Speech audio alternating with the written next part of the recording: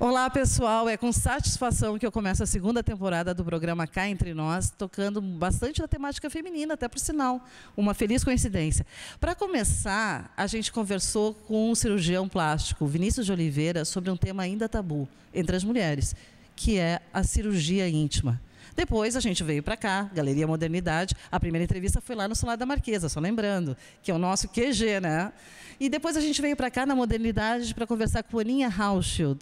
A Aninha é galerista e também é curadora de várias exposições interessantes, muitas novidades para contar para a gente aqui sobre o 2016. Uma agenda cheíssima, mas a gente está aqui na frente de um trabalho da Susan Mendes, que em breve vai expor aqui na Modernidade, trabalha com material bem inusitado. Confira aí na entrevista. Então tá, estou esperando vocês na semana que vem de novo, e agora vocês ficam com Cá Entre Nós, especial, começando o ano com tudo. Vamos lá! Pessoal, começando a nova temporada então do programa Cá Entre Nós, a gente vai hoje falar de um assunto que ainda é tabu. É uma pena, porque eu acho que quando diz respeito à saúde da mulher, a gente tem que quebrar alguns tabus. E eu estou aqui hoje com o doutor Vinícius Oliveira, ele é cirurgião plástico. E uma das especialidades do doutor Vinícius é justamente a cirurgia íntima.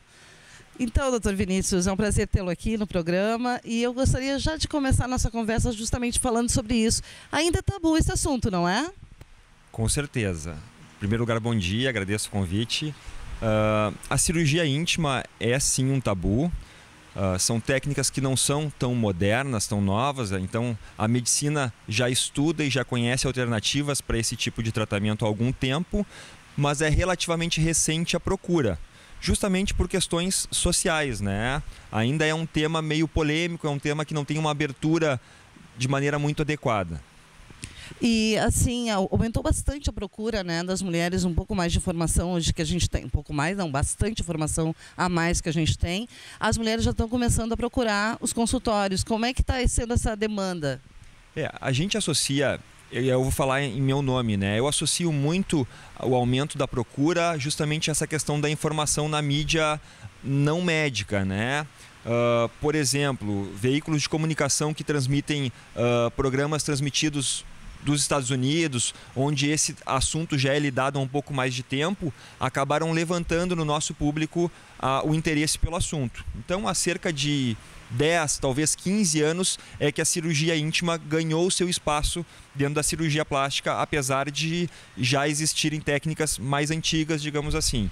Nos últimos 5 anos, a gente nota um aumento de demanda no consultório, fundamentalmente pelas pacientes da geração mais jovem, e a gente certamente associa isso com essa nova geração já vir, digamos assim, com uma formação de casa ou com valores, conceitos já mais elaborados no sentido de terem uma facilidade de lidar com esses assuntos, tanto dentro da família quanto junto ao seu médico, junto ao profissional que ele atende na área de saúde. E como é que funciona assim o primeiro momento? É uma consulta ginecológica, que primeiro procura um ginecologista e depois ele indica um médico, como no teu caso. Como é que funciona esse trâmite assim? As situações são as mais diversas possíveis, tá? Existe sim pacientes encaminhadas de colegas ginecologistas, como existem também as pacientes que muitas vezes nem comentam com o seu ginecologista esse tipo de situação e chegam diretamente ao consultório.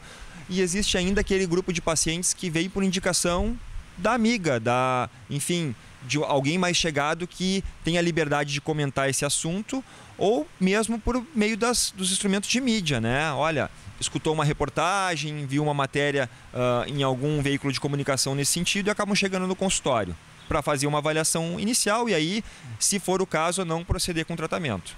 Quais são as queixas mais frequentes? O que mais é buscado em relação a esse tipo de cirurgia? Bom, a gente costuma primeiro colocar que assim, a genitália, como qualquer outra parte do nosso corpo, ela tem características individuais, tá?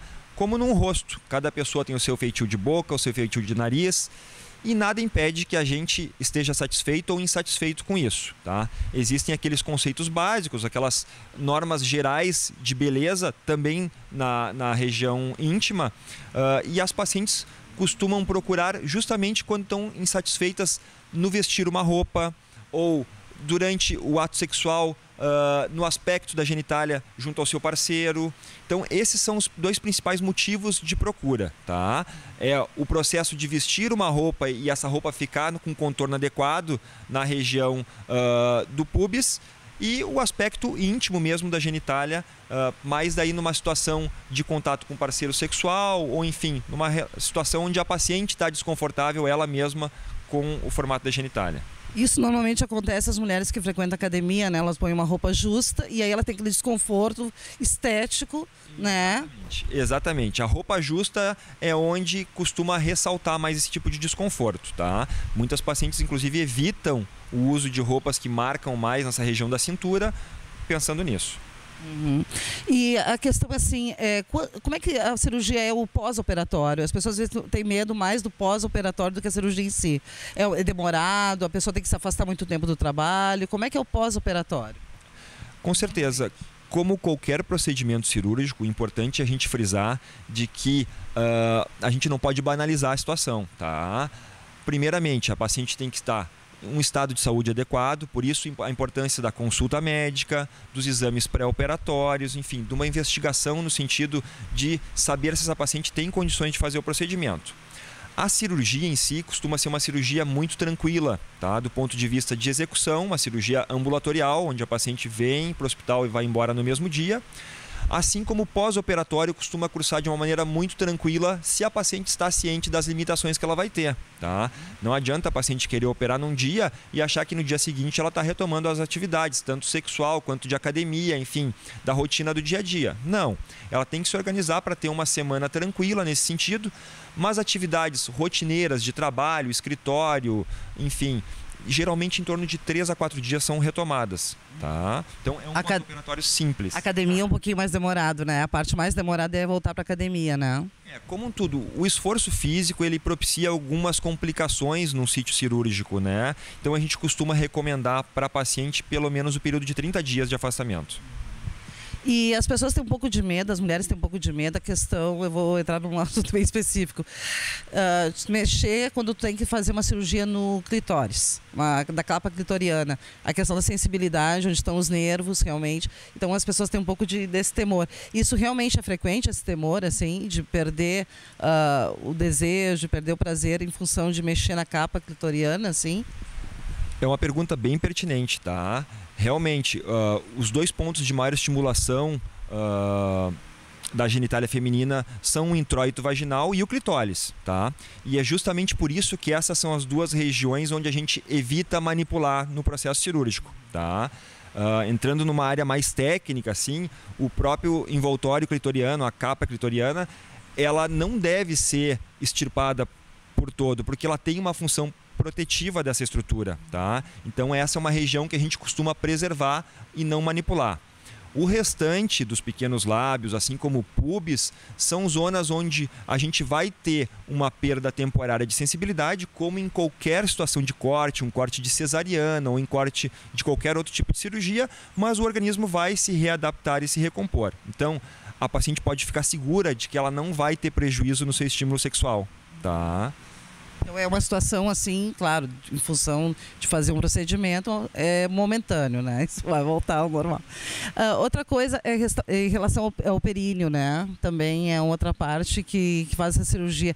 A questão do assoalho pélvico também, né? Que com o tempo, ou vamos dizer, antigamente as mulheres tinham mais isso porque faziam muitos partos normais, né? E acabavam tendo aquela descida de, assim, a chamada bexiga solta, né? Como é que esse tipo de cirurgia também é feita por vocês? Como é que é? Não, esse é um tipo de cirurgia que geralmente é conduzida por um cirurgião ginecologista ou urologista, tá? Que são os médicos especializados na área. Então, a gente costuma, às vezes, trabalhar em conjunto ou às vezes fazer um encaminhamento nesse tipo de situação, tá? Mas são cirurgias distintas, esse tipo de cirurgia requer um outro tipo de investigação. Também é uma cirurgia muito frequente ainda nos dias de hoje, tá? Mas aí eu deixo para o profissional que for da área mais específica poder opinar e dar as informações mais pertinentes para isso. Certamente, esse tipo de cirurgia, ela mexe muito com a autoestima da mulher, porque é uma mulher que tem realmente esse problema. Me parece também, depois a gente vai conversar um pouquinho mais sobre as causas, né? Mas mexe muito com a autoestima, porque uma mulher que tem esse tipo de problema é um constrangimento sempre, né? Não é só pelo lado funcional, mas estético, como tu disseste, né? Causa muito constrangimento. Eu queria ver, assim, as causas especificamente que pode levar a isso. É questão hormonal? É uma questão genética? O que levaria a esse tipo de problema? São situações multifatoriais, tá? A primeira coisa que a gente tem que determinar é que cada pessoa tem a sua característica genética, ou seja, a herança do pai e da mãe, e vai se desenvolver com base nisso os caracteres sexuais, assim como os outros caracteres, como a gente fez uma comparação antes em relação à face, né? Cada um tem o seu estilo de nariz, cada um tem o seu estilo de boca. O segundo componente que tem uma influência importante é o componente hormonal, com certeza, tá?